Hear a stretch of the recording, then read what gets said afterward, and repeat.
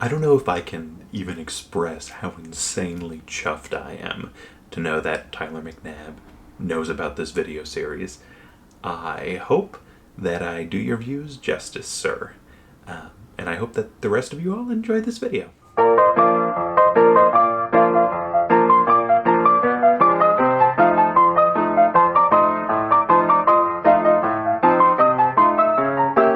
Hello and welcome back to Book Club of One, where today we are going over Proper Functionalism in Debating Religious Epistemology.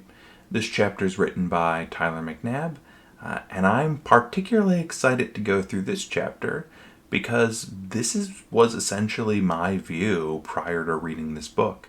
Back in college, I read Plantinga's Warranted Christian Belief, and it largely convinced me. I may have a few reservations I expressed throughout this video, but this is essentially true, the view we're going through today. Even if I were to, stop being a Christian or something like that, I'm pretty confident I would still largely hold to this sort of framework for thinking about epistemology. That's how good I think that this framework is. That said, let's jump into it. Tyler McNabb doesn't start this chapter talking about proper functionalism exactly. Instead, he begins by defining reformed epistemology, which is later going to be justified or grounded in accepting proper functionalism. So let's talk quickly about reformed epistemology and what that is. So Tyler McNabb defines it as the idea that religious belief can be either warranted or justified without argumentation. So by this definition, the folks in the prior chapter, the phenomenal conservativists, adhere to reformed epistemology. They think that it is the case that at least in some cases, your religious belief can be justified without argumentation. And of course, this is the view that McNabb is going to defend also, on the grounds of proper functionalism's truth. Okay, what's one implication of this? Well, it's that religious belief can be properly basic, since it's not justified by argument. So we've talked about this a lot up until now, but just a quick refresher. Properly basic beliefs are the foundational beliefs in our noetic structure. They're the beliefs that all the other ones are based off of. Most of our beliefs are justified on the basis of prior beliefs, on other beliefs that are themselves justified and justify later beliefs, but it can't be the case that every belief is justified by some other belief, or else you'd have an infinite number of beliefs, or at some point your beliefs would be circular. One would justify something that would justify the belief that ultimately justified the first one. So foundationalism is the view that there are some beliefs that are properly basic, that are justified but not on the basis of other beliefs. And proper functionalism is going to assign the role of justifying those beliefs that aren't justified because of other beliefs. It's going to assign that role to this concept of warrant that we'll be getting to. Okay, so one thing that is not entailed by reformed epistemology is any particular assessment of the natural theology project, right? So you could think natural theology is largely successful. There are great arguments for God's existence. We should all accept that God exists on the basis of the arguments. But even if we'd never heard or considered those arguments, religious beliefs still might be properly basic, right? That's one position you could take. Natural theology works. Or you plausibly could hold the opposite position. You could think natural theology is largely useless. It barely ever convinces anyone. The arguments are not successful, but God does exist, and we do have properly basic beliefs about God, sans natural theological style arguments. So neither of those views are entailed by reformed epistemology. Furthermore, Calvinism is not entailed by reformed epistemology. Reformed is in the name, but it's not linked to Calvinism. It's called reformed because when Plantinga coined the term, He was citing John Calvin as someone to sort of look to who held this belief prior to him without giving it a particular name. And he also goes back to Aquinas for some examples of folks supporting this sort of view. So it could have ended up being called Thomist epistemology, I guess, technically. But it ended up getting called Reformed epistemology, but you could be Catholic and believe this, you could be Eastern Orthodox and believe this, and you don't even necessarily have to be a Christian to believe this, right? You could, in theory, be a Muslim or maybe a Buddhist and think that your religious beliefs are properly basic in some way, and that it's fine to hold them without argument, given that you have like a theory of how our beliefs are formed under your worldview, so that we have true beliefs without necessarily having arguments about certain types of things. Okay, so moving on from Reformed epistemology, well, I guess we'll stick on it for a bit. I forgot this slide was in here. So we have some historical supporters. So like I already mentioned, Calvin and Aquinas. The quote that McNabb takes from Calvin basically just says, pretty much all people have a sense that there is a deity. The quote he takes from Aquinas says something like, it's better to believe by faith than because of arguments or reason. You could believe for either reason, but it's a better reason if you're able to believe by faith than it is because you're convinced by arguments, which seems to suggest that you can have justification without argument. And then there is some scholarly literature that McNabb surveys, or doesn't survey, one particular person he mentions, who talks about I believe he's Swedish theologian, I might be wrong about that, Hans Urs von Balthasar, who has a quote and some writings where he suggests that people are designed to instantiate holiness. And so when we lack holiness, we have a longing for it. And when we see holiness being instantiated, we're drawn to that. It's something that's attractive to us, and it's something that seems right. So when Christians are successful at behaving like Christians, when they instantiate the form of Christ, as I believe how Balthasar puts it, when we do that, folks see us and they have a sense of the rightness of Christianity. So it seems like there's at least some draw on Hans's view to Christianity apart from argumentation. And finally, we have the Mac Daddy himself, as it were, Alvin Plantinga, who coined the term and is sort of the most steadfast defender of Reformed epistemology. All right, now for real, moving on from Reformed epistemology to proper functionalism, which is what we're going to defend as an epistemology, and then we're going to argue that if proper functionalism is true, Reformed epistemology is also likely true, or at least proper functionalism conjoined with Christianity makes Reformed epistemology likely true. Okay, so on proper functionalism, instead of talking about justification for beliefs, we're going to be talking about warrant, which is just the thing that makes true beliefs into knowledge. All right, so going back to video 1, going all the way back to our introduction, we talked about Gettier problems, and I'll give another example of a Gettier problem here real quick to refresh your memory.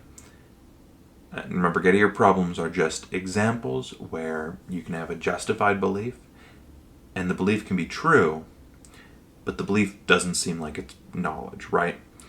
Justification isn't enough to turn a true belief into knowledge, is what Gettier cases show. So, quick example, let's say you're in a job interview, and you see a man who's going to be interviewed before you. And this man tells you, or you know for some reason, that he has 10 coins in his pocket. The man goes in, he interviews for the job, he comes out, he seems very, very happy, he seems like it went well. You go in, you have a bad interview, So you leave, and you think to yourself, the man who has 10 coins in his pocket will get this job. Well, that's a justified belief, because that other guy had 10 coins in his pocket. It seemed like it went well for him. It seemed like it didn't go so well for you, so you have a justified belief that the man with 10 coins in his pocket will get the job. Later on, he doesn't get the job. You get the job. Lucky you. Happy day. But it turns out you had 10 coins in your pocket also the entire time. So your belief that a man who has 10 coins in his pocket, or the man who has 10 coins in his pocket will get the job, was true. And it was justified. But it doesn't seem like it was knowledge, because it wasn't sort of caused or linked in the appropriate way. Your belief wasn't the trueness of the belief wasn't caused or linked in the appropriate way to the justification that you had for it. So the idea of warrant here is, instead of justified true belief, we're going to have warranted true beliefs. And the idea of warrant is it's just whatever the thing is that's going to make true beliefs into knowledge. We know it's not just being justified in a belief. It's got to be something else. So warrant is the term we're going to use to try to capture that idea of whatever this extra thing is that's actually going to turn our true beliefs into knowledge. Something that's going to sort of link up our justifications to the trueness of our beliefs. What McNabb is going to refer to as a tight connection. What in our first chapter, the classical evidentialist DEPOE referred to as sort of an objective connection to truth. Okay, so what is the proper functionalist account of warrant? What is it that proper functionalists think warrant is? So, on proper functionalism, a particular belief has warrant if 4 conditions are met. So first, your cognitive faculties are functioning properly. If you get hit on the head, you have brain damage, and you suddenly start to believe that every car you see is a butterfly, something's off with your cognitive faculties, they're not working properly. So your beliefs that are caused by malfunctioning cognitive faculties don't have warrant, even if they turn out to be true. Secondly, your cognitive faculties have to be aimed at the production of true beliefs, right? You could imagine someone whose cognitive faculties are designed so that they don't wind up at true beliefs. They don't always wind up at true beliefs. Maybe someone's cognitive faculties are just designed to keep them alive and form beliefs that will result in their continued existence, but it's sort of indifferent whether their beliefs are true or not, right? They might have some sort of undercutting defeaters then for at least some of their beliefs. Okay. Thirdly, your cognitive faculties have to have a good design plan. It's not just that the cognitive faculties have to be aimed at producing true beliefs, they also have to be good at producing true beliefs. That is to say, a good deal of the time, your cognitive faculties will meet the goal of producing good beliefs. And finally, your cognitive faculties have to form those beliefs in the right sort of environment, right? So I'm pretty good at seeing things here on Earth, but I wouldn't be as great at seeing things in a dark cave 20 miles beneath the Earth. My vision might even play tricks on me in such an environment. I'm not as good at seeing things underwater, perhaps, or hearing things underwater, perhaps. If I were in the Matrix, I'd be in an environment that is not designed, or that my faculties are not designed to function correctly, and that is actually actively deceiving my faculties, even though those faculties, had they been in the correct environment, would have produced true beliefs. In the Matrix, they end up producing false beliefs. So the cognitive faculties have to be operating in the correct sort of environment that they're designed for, that they're designed to produce true beliefs in. Okay, that all seems pretty reasonable. Before I go on, I do think this is pretty reasonable. I think this makes a lot of sense. We'll talk later about, we'll get into why we should think that these things are sufficient for having warrant, why they're sufficient to turn true beliefs into knowledge, and we'll also talk about why we think they're necessary for that. Why it's the case that one of these couldn't be missing, and you still have knowledge even though one was missing. Okay, so how is it that proper functionalism gets us to reformed epistemology? Well, it's what Plantinga calls the Aquinas-Calvin model, where you have a sensus divinitatis, which is a cognitive faculty that results in religious beliefs without arguments. Right? So, for example, you could imagine somebody on a beautiful starry night gazing up into the heavens and having a powerful sense that the universe was created and designed, and having a powerful sense even potentially of God's love for him. All this without arguments, all this just from a particular perception of the outside world. So just as I've used this example many times, but just as I could see my camera and my mind generates a powerful belief that there's actually a camera there, I could look at a starry night sky and my mind generate a powerful belief that God exists. So, if the powerful belief that the camera is there is generated by cognitive faculties that are properly functioning, those cognitive faculties are designed to produce true beliefs about things like cameras existing, that my cognitive faculties are well designed, they're generally going to produce true beliefs about cameras existing, and I'm in the right sort of environment, I'm not in a matrix or something, where I'm going to be deceived, then I've got warrant for my belief that the camera is there. Similarly, when I look up at the starry, beautiful night sky, if my faculties are functioning properly, my faculties are designed and aimed at producing true beliefs about things like agency and design and love and other minds existing, and then I get a sense of God's existence, and those cognitive faculties have a good design plan. They generally produce true beliefs about these sort of things, and these sort of beliefs are functioning in the right sort of environment. Then I can also have a warrant from looking up at the starry night sky that God exists, at least potentially. This is assuming a lot of things. Alright, so we're going to term this particular faculty that results in religious beliefs under certain situations, certain conditions being met. We're going to call it the sensus divinitatis, going after Calvin.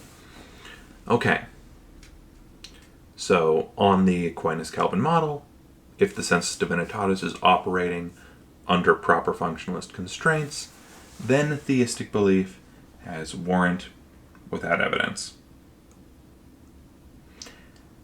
So, belief in God can be warranted. Can Christian belief also be warranted? Well, we're going to call this, instead of just the Aquinas-Calvin model, we're going to call this the extended Aquinas-Calvin model, or the EAC. And this is going to include some extra ideas. So the idea that the sensus divinitatis is damaged by sin when man falls, our ability to perceive God's mind at work in the world in the same strong way we perceive and believe in the existence of other minds is damaged. We don't just see the world around us and get as strong a sense that God exists and created us and loves us that we do when, like, I see my wife and I have a strong belief that she actually has a mind and consciousness, even though I can't directly perceive her thoughts, right? I have an idea that she has thoughts and has consciousness. The idea here is that originally, when we perceived the world, we would have that same strong sort of sense about God's mind existing and operating, but since sin came into the world, our sensus divinitatis is damaged by it, and we don't have that strong sort of a sense anymore of just general theism or maybe some particular truths about God. Okay, so on Christianity, on the extended Aquinas-Calvin model, The Holy Spirit works with us to repair our sensus divinitatis. And that's going to give us sort of a sense of the general truth of theistic beliefs, and perhaps Christianity more specifically. And on top of that, the sensus divinitatis, or the Holy Spirit, is going to witness to us, right? So generally, our faculties are designed to accept the witness of folks on certain things. So when I was a kid, I believed the earth was round entirely on the basis of the witness of other folks, the other people's testimony.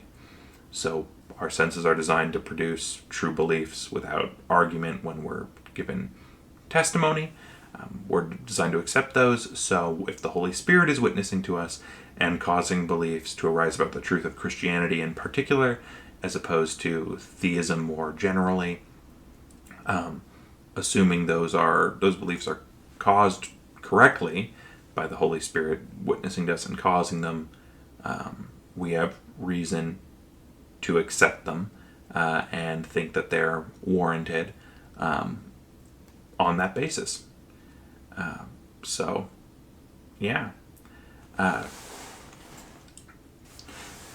it's unclear to me from McNabb whether McNabb thinks that the sensus divinitatis, if it were operating correctly after the Holy Spirit repaired it, if the sensus divinitatis on its own would deliver true beliefs about the truth of Christianity, or whether McNabb's view is that the sensus divinitatis only is going to deliver true beliefs about generic theism, but that we also have properly basic beliefs about the truth of Christianity because the Holy Spirit witnesses to us, right? Two separate views. View one, sensus divinitatis, true beliefs about theism and Christianity. Belief two, sensus divinitatis, only true beliefs about theism, but Holy Spirit also gives us true beliefs about Christianity. I think the second one seems more plausible. The sort of complicated beliefs that are true on Christianity seem a bit too complicated to me for them to plausibly be caused by something like the sensus divinitatis, whereas simpler theistic beliefs like the existence of God don't. But I could see it going either way there, right? You might believe that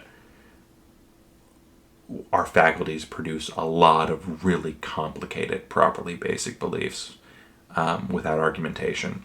And so if the sensus divinitatis were really, truly, completely and totally repaired, even without the Holy Spirit's specific testimony to us of the truth of Christianity, our sensus divinitatis might give us some reasons to accept or jive with the truth of Christianity without that particular additional witness. But of course on Christianity, the witness of the Holy Spirit is going to be important to why Christians believe. Okay, so that's sort of definitions.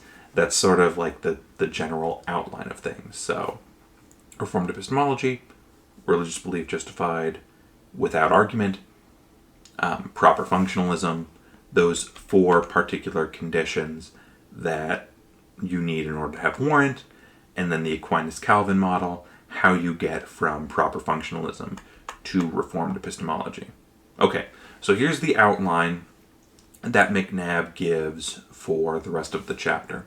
So he's going to first talk about whether or not 1 through 4, that list of things that proper functionalists think give us warrant, are necessary for warrant, right? There are some arguments that you can actually throw out one and sometimes still have beliefs that are warranted, right? Maybe you don't have properly functioning faculties, for example, but your beliefs can still possess warrant. Secondly, are those 4 things sufficient? Is it possible that you could have those 4 things in place, but still have, still lack warrant, still not have the thing that turns a true belief into knowledge? So we'll go over some examples, or one example where it seems like all 4 things are there and you have a true belief, but it's still a Gettier case. Okay. Then we're going to deal with two objections. So the first one is whether or not the sensus divinitatis might be unreliable. This is where McNabb deals with the question of epistemic peer disagreement.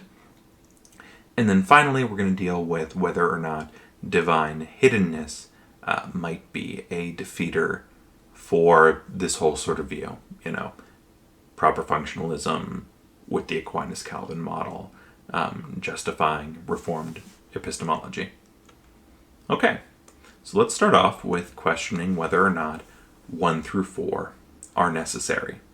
Okay, so you'll remember that number 1, our first sort of thing needed under proper functionalism to have warrant is proper function.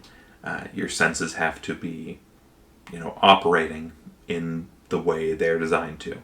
There's some sort of design plan, and your cognitive faculties are operating according to that design plan. So there's a famous counterexample for this that seems to show that you might have faculties that aren't functioning properly, or that aren't functioning according to any design plan at all, but you still have knowledge. So this is called the swamp man counterexample. So I can imagine I'm walking in a swamp late at night, and then a bunch of weird stuff happens. A bolt of lightning hits me, my entire body is fried. I'm dead. I'm just dead. And then, unrelated, right? Not related to me being hit by lightning and dying, lightning hits a tree. And it just so happens, completely randomly, this is technically possible, that the lightning causes the carbon in the tree to arrange in a particular certain way, and everything, this weird, crazy confluence of nutty events creates an exact simulacrum of me that believes it's me. It has my memories. It's able to, film YouTube videos and make PowerPoint presentation slides and read books.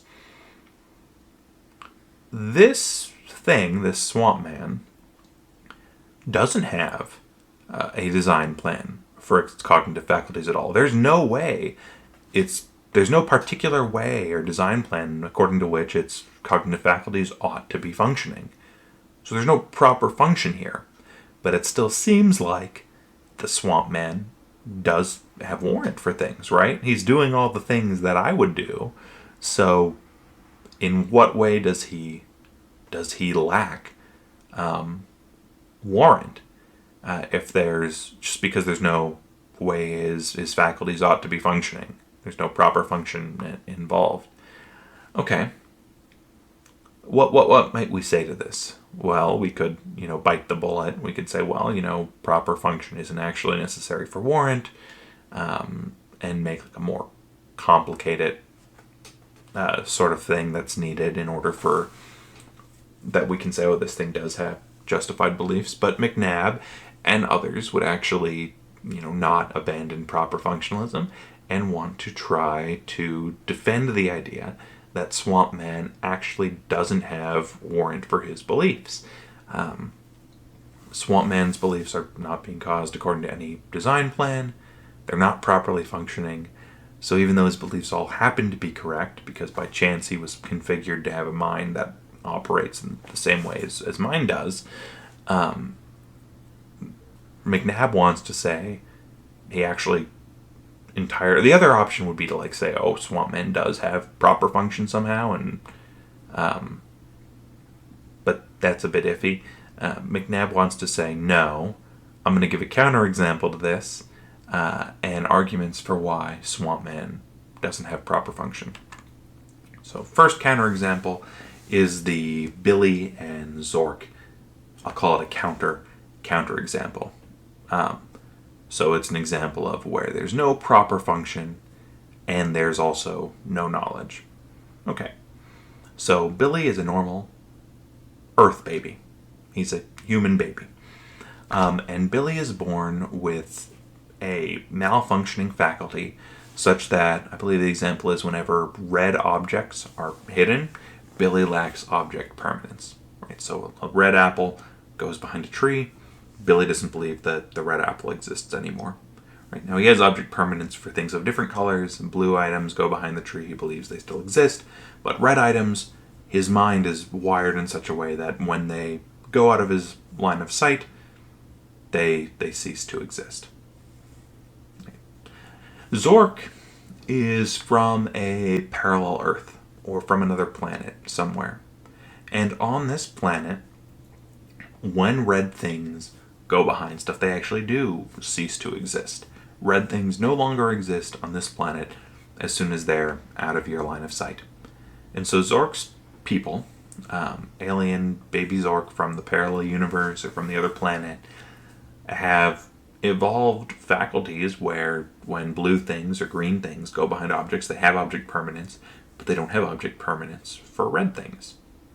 It seems like Zork, whenever a red thing goes behind an object, Zork has warrant for his beliefs that the red thing no longer exists, whereas Billy doesn't, because Billy's faculties aren't functioning properly. Now, we could even stipulate that Billy and Zork, the mechanism in their mind that produces this belief is identical, right? Zork's people's brains function the same way as Earth people's brains. It's just that Zork's people all designed to have what for Billy was a malfunction. Okay, let's say Billy gets in a spaceship, or he gets in a, parallel dimension transporter machine, and he goes to Zork's world. Billy's beliefs on this world are correct about red things, disappearing when they go behind objects.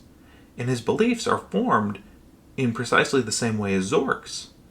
But just a moment ago, Billy didn't have warrant for his beliefs, and it seems to strain credulity to say that now, all of a sudden, Billy does have warrant. Seems more likely that Billy, still lacks warrant. Because, and why? Why might this be? Why might our intuition say that Billy still doesn't have warrant, even though Zork does, even though their beliefs are formed in precisely the same way? Well, it's because Billy's beliefs are not functioning according to the design plan that they were made to follow, and Zork's are following a design plan that's aimed at truth. So this is a reason to think that proper function actually is important. And this is clearly similar to the swamp man scenario. It's the case that Zork has a design plan whereby he believes red items disappear when they pass out of your line of sight. Billy doesn't have a design plan that says that, so Billy's beliefs aren't warranted in the same way that Swamp Man's beliefs aren't warranted. Swamp Man's beliefs aren't warranted because there's no design plan according to which they ought to follow. In the same way, Billy's beliefs about red items disappearing are false because there's a malfunction there. All right, what's another argument? So McNabb gives another argument for this, which he calls the walking Gettier example. Right, so we talked about Gettier examples a moment ago. With the 10 coin man example, the issue was your belief that the man with 10 coins is going to get a job wasn't connected in the appropriate way to you getting the job, right? It just was random chance that your justified belief happened to be right in the end. It seems like Swamp Man is the exact same thing. It seems just like random chance that his beliefs happen to be right. It seems like every belief Swamp Man has is an example of a Gettier style argument, of a Gettier example, right? Every belief Swamp Man has, it's just random chance that it happens to be right. So it seems to possess the same thing that Gettier examples possess that changes them from examples of, justified true belief being knowledge to justified true belief not being knowledge.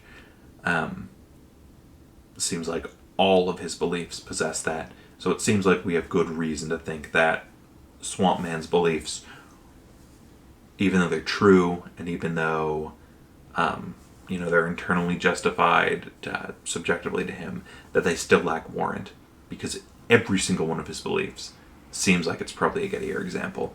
I find this argument pretty persuasive, actually.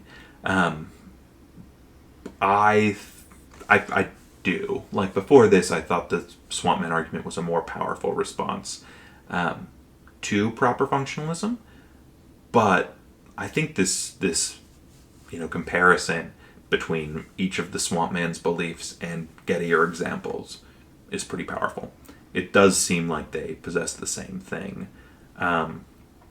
that Gettier examples do, that cause Gettier examples not to be cases of knowing things, even though they're cases of justified true belief. Okay, so what about the second thing in our list? Well, after proper function, we had the idea of our faculties being aimed at producing true beliefs. Okay, what if our faculties were aimed at producing something other than true beliefs? Well, McNabb gives the example of Brock, whose faculties are instead aimed at wish fulfillment. Right? So anything that Brock wants to happen to him in the future, he will believe is going to happen to him in the future. That's just how his faculties are designed. He believes things that he wants to believe, just naturally.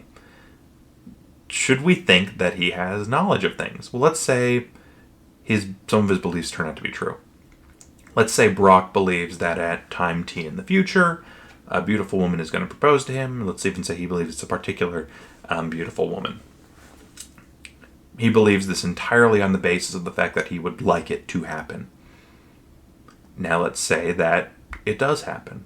The particular beautiful woman does propose to him at time t in the future. Well, he was right. He had a true belief.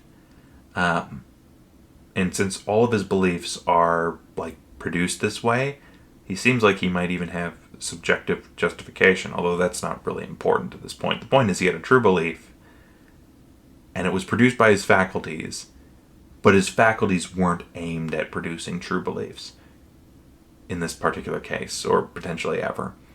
So it seems like he doesn't have knowledge. It seems like it is important that the faculties that we have are aimed at producing true beliefs as opposed to false beliefs, or as opposed to, beliefs that we want to be true. Okay. Thirdly, our beliefs should have a good design plan. So it can't just be the case that our beliefs are aimed at producing true beliefs. They also have to be pretty decent at producing good beliefs. They have to, produce good beliefs upwards of 50% of the time, right, at minimum. So we could have an example of an incompetent deity who tries to design people with faculties that will produce true beliefs, but the faculties only produce true beliefs 1 out of every 100 times. So 99% of the beliefs produced by these faculties are false. Right? It seems pretty obvious then that that beliefs produced by these faculties ought not to be considered warranted, because that system isn't designed well. It's consistently producing false beliefs far more frequently than true beliefs. So even though it was aimed at truth, there's no good design plan. So that seems reasonable as well. It seems like that's necessary for our beliefs to have warrant. Okay. Fourthly and finally, there's the idea that our beliefs ought to be operating in the right sort of environment for us to arrive at true beliefs. So earlier I gave the example of the matrix. Even if our beliefs that are caused by our faculties will generally be true when they're in the right environment, when we're in the matrix we have a whole host of false beliefs simply because we're in the wrong sort of environment. So another sort of classic example is a man driving through, rural, Midwestern United States of America, and he's driving through a particularly odd county where people have decided that they're going to put up all of these barn facades. They just painted a piece of wood that looked like a barn, and they put it up, but there's actually no barn there.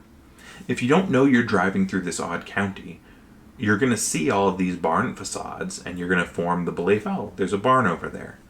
And then later, maybe someone will tell you, maybe you form the belief that, oh, I saw 5 barns on this drive. And then later someone tells you that you were in this odd county where everyone banded together to put up, fake barn facades. And that would then be an undercutting defeater for that prior belief. You don't have reason to trust the belief that your faculties delivered to you anymore because you were in the wrong sort of environment to form true beliefs about the existence of barns. So the sort of barn facade example is a good reason to think that our beliefs have to operate in the right sort of environment in order for them to deliver to us warranted true beliefs. Okay. So we're going to move on. I don't have the slide right. Oh, I do. Okay. I do have the slide quite right. Now let's move on from the question of whether or not those 4 things are necessary. I think it's pretty, for most people, reasonable that in order for you to have a warrant, those 4 things need to be in place, right? It seems like it's necessary that those 4 things are in place. It's not as obvious to most people, including myself, that it's sufficient. It seems to a lot of people like you need something else in addition to those 4 things in order for your belief to actually have warrant, in order for your true belief to be transformed into knowledge. Those 4 things are needed, but are they actually sufficient? Are they enough? So we have a counterexample here designed to show that those 4 things are not enough, they're not sufficient to turn our true beliefs into knowledge. So this example is given by Linda Zagzebski, who gives the example of her husband, or someone's husband, a woman, let's call the woman something else perhaps, having a husband who is a twin. Right, so she's married to Joe, and Joe is a twin named Steve. Linda walks into a room, and she sees her husband's twin, Steve, sitting there, and she forms the belief in her mind, oh, my husband Joe is there. Right? She thinks her husband's in the room because her husband has an identical twin who happens to be in the room. Seems like her faculties are functioning properly. Seems like her faculties are aimed at truth. It seems like there's a good design plan for her faculties. They should, most of the time, yield true beliefs. But in this particular case, that wasn't her husband. She had a false belief that was generated by properly functioning faculties operating in the correct environment, aimed at truth according to a good design plan. But the belief is false, right? You can imagine her husband's hiding in the cupboard or something, right, in order to make this like a true example of a Gettier case, right, where her belief that her husband's in the room is true, but it's true by coincidence, even though it's justified because she sees, the twin, Steve. Okay. What's the problem with this? Which bit is actually missing that seems like it's present? So McNabb is going to want to say, and Plantinga is going to want to say, that actually her faculties are not operating in the correct environment.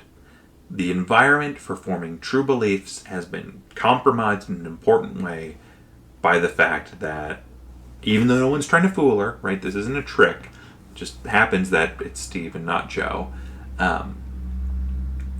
the environment's not right for her faculties to form a true belief. And so Plantinga and McNabb here are going to want to distinguish between a maxi environment and a mini environment, where the maxi environment is something like you're not in the Matrix, you're not underwater, you're in the right universe, you're not in the universe where red things disappear when they pass behind trees.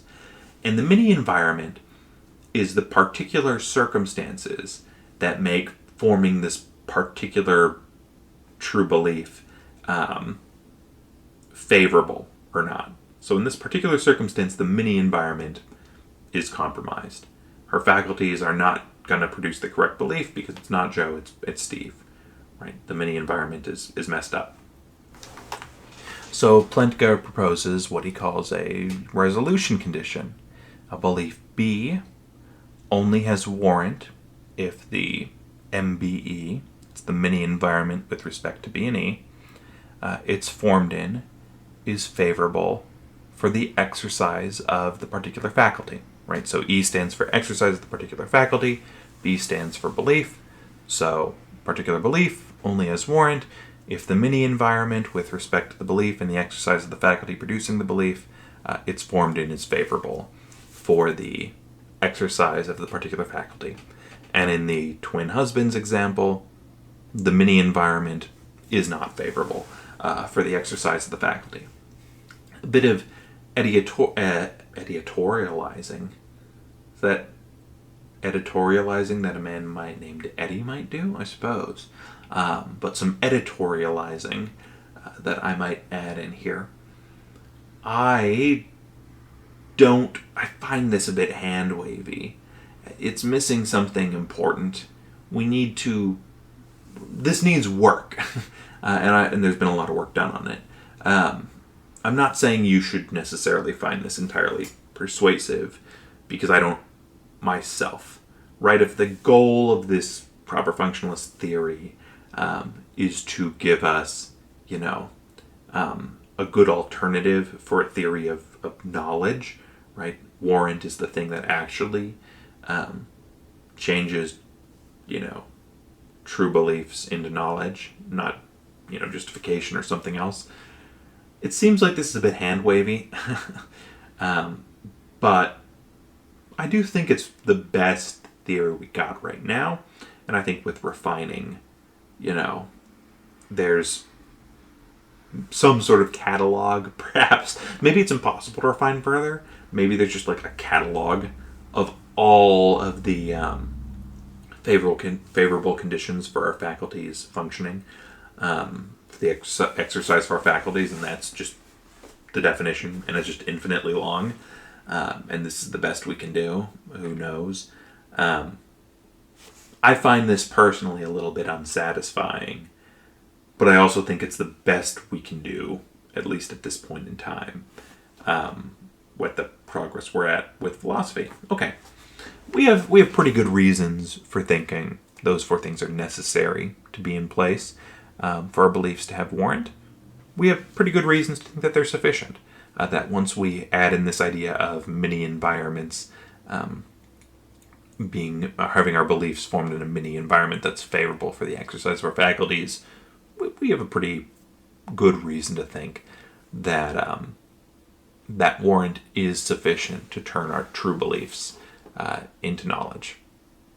Okay, so let's get into our first two challenges to this sort of entire complex of views, right? So these aren't challenges specifically to proper functionalism.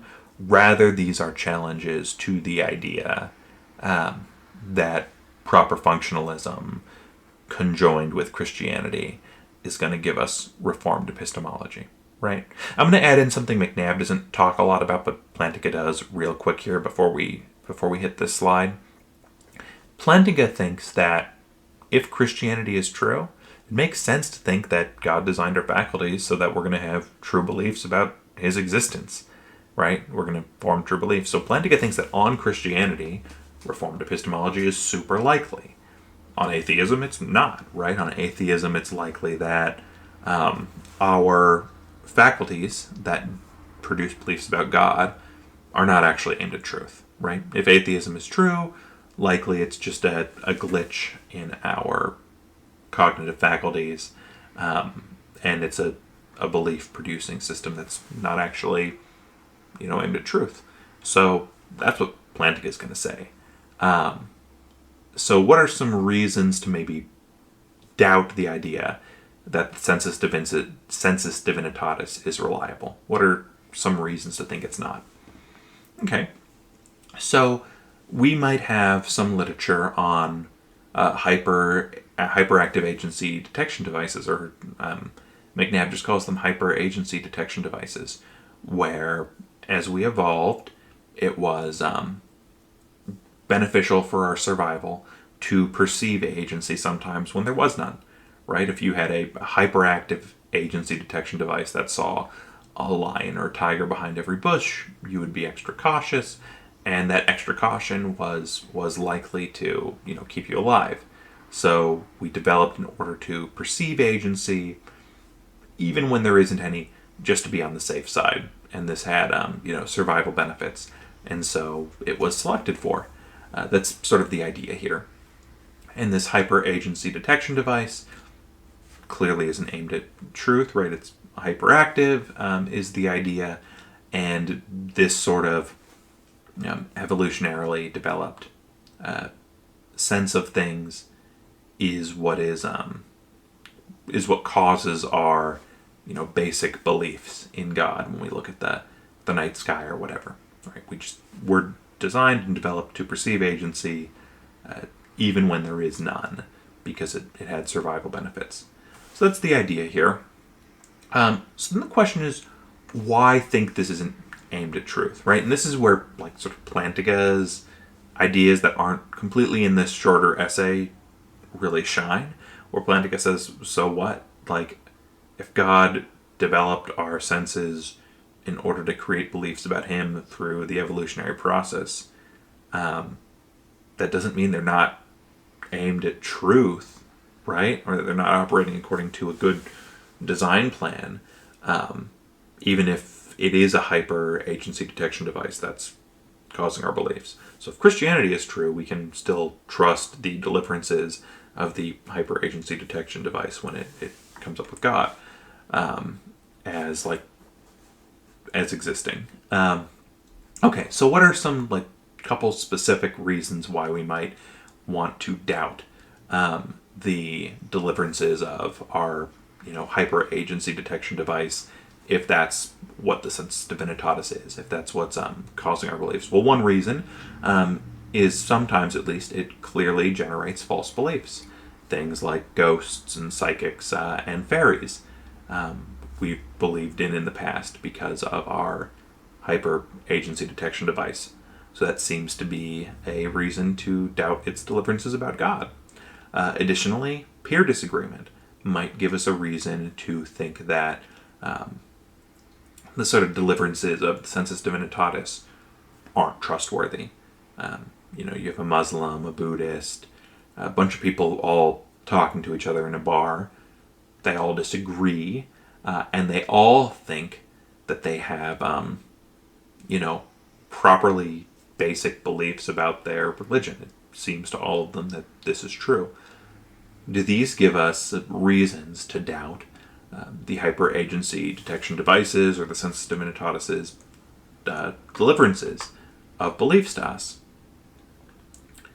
Well, the idea that we should take those sort of peer disagreements as a reason to doubt our own, properly functioning faculties delivering us basic beliefs about our religion, or the Holy Spirit witnessing to us about our religion, is based on the objective probability principle, right? So this principle is sort of the idea that when something's in doubt, when you're debating about something, what you should appeal to is the evidence that's accessible to everyone and that's shareable to everyone.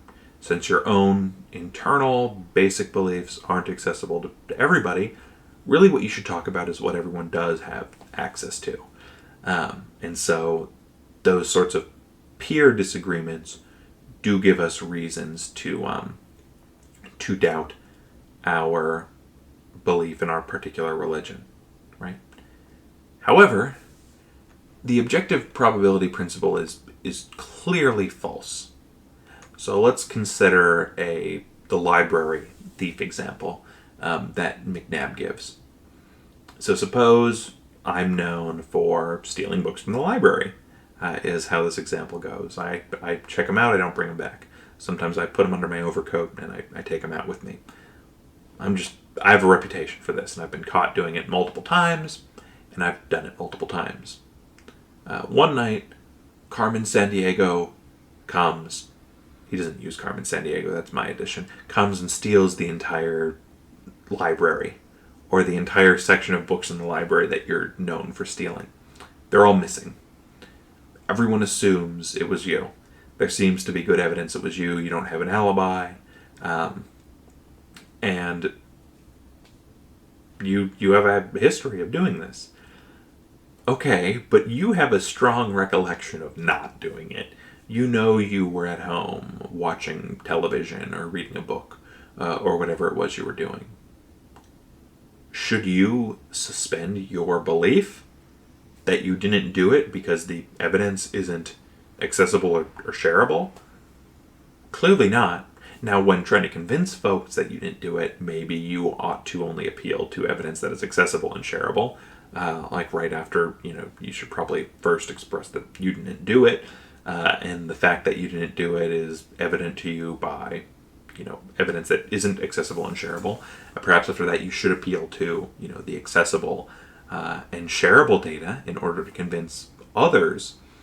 But that said, the fact that your memories aren't accessible by other folks doesn't give you any reason to undermine them. So in the same way, your religious beliefs, if they're, basic beliefs and they're properly basic, you don't have a reason to have them undermined just because other folks don't have the same ones as you, just because you can't share them.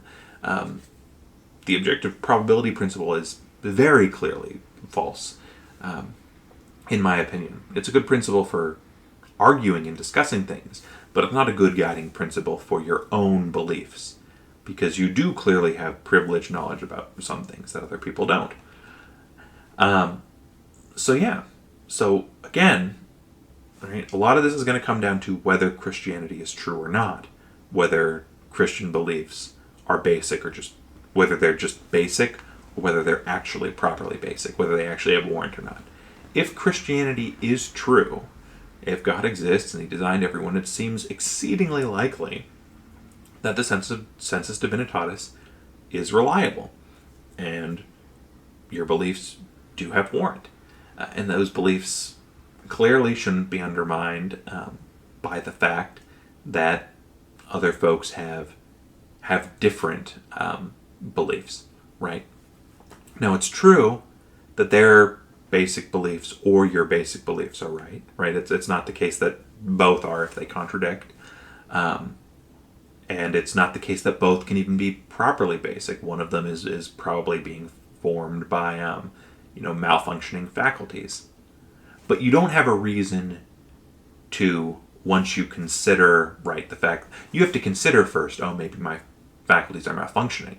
But if your properly basic belief is strong enough to overcome those defeaters, you're not being irrational in some way, right? If we're assuming that the belief is formed by faculties that are aimed at truth, that are functioning properly in the right environment, you are not in any way, shape, or form being irrational by continuing to believe those just because other folks' faculties are malfunctioning is basically the idea here.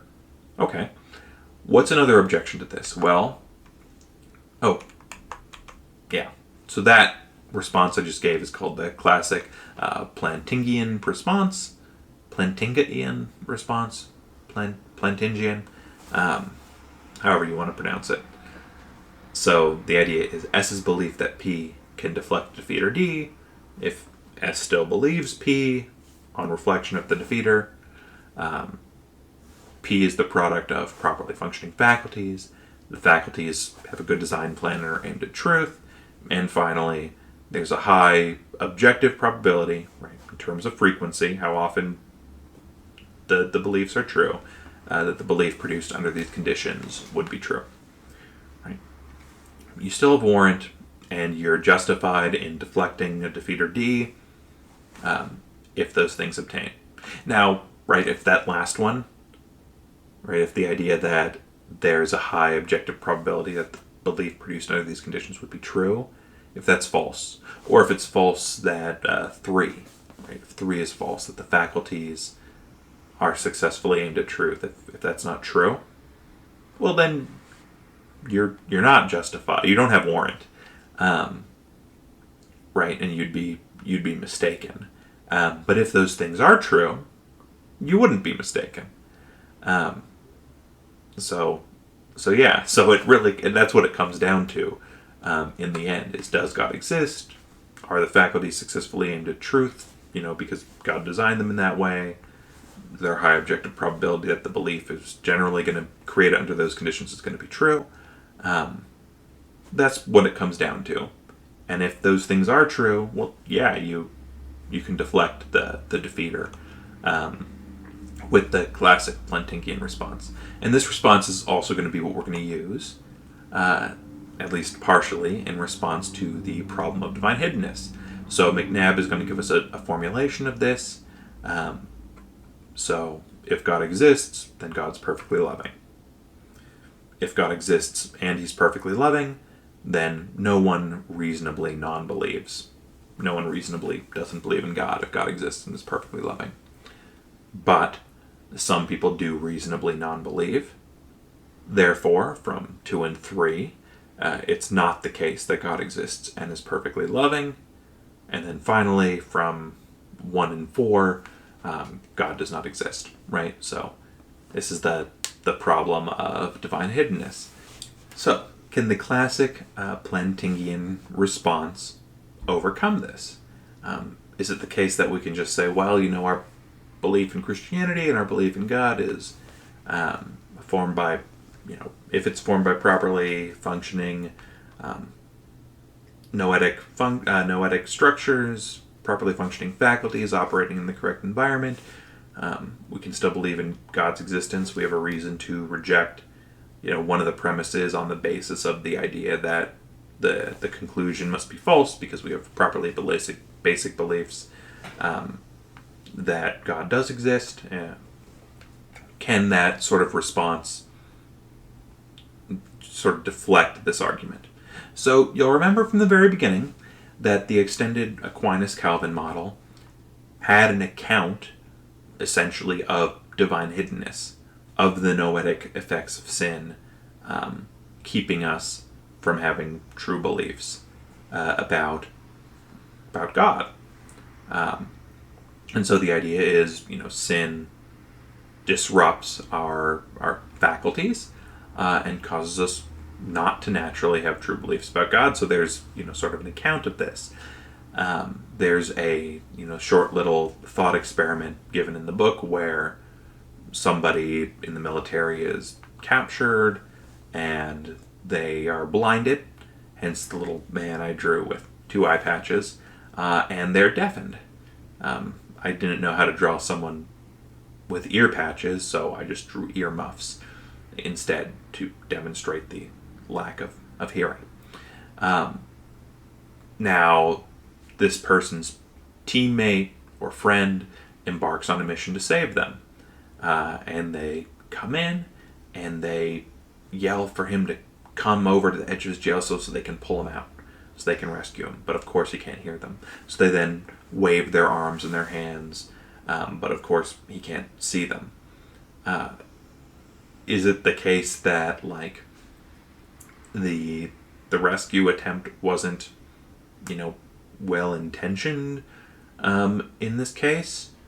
Is it like, no, it's or that there's not a rescue attempt just because the person can't see or hear it? Well, of course not. The rescue attempt is very real. It's just this person's malfunctioning faculties. But of course, God repairs some people's malfunctioning sensus divinitatis, so why doesn't he do it for everyone? So one possible account that McNabb gives, and that I think is probably the one that's true, is that God's goal is not to simply create intellectual assent. That would be easy to do, right? God could completely repair everyone's sensus divinitatis so that we immediately believed that a God existed, or, he could write things in the clouds, or just do undeniable miracles. But of course his goal isn't intellectual assent, rather it's having a being in the sort of transformative relationship with the person. And if that's not going to be accomplished by repairing the sensus divinitatis or creating the belief, well then maybe there's not a good reason for God to continue with that. Maybe God starts repairing the sensus divinitatis, but isn't met by reception, and so ceases to do so, or something like that. So McNabb is going to deny too. He's going to say it's false that if God exists and is perfectly loving, then no one reasonably non-believes. He thinks God exists and is perfectly loving, and at least some people reasonably non-believe because God doesn't repair everyone's sensus divinitatis, because it's not the case that if he did repair so-and-so sensus divinitatis, that would result in a transformative relationship. I'm going to add here, this is in the original book, but I think you need something like this. It might actually be worse for someone to have intellectual assent to God's existence but not engage in a transformative relationship, right?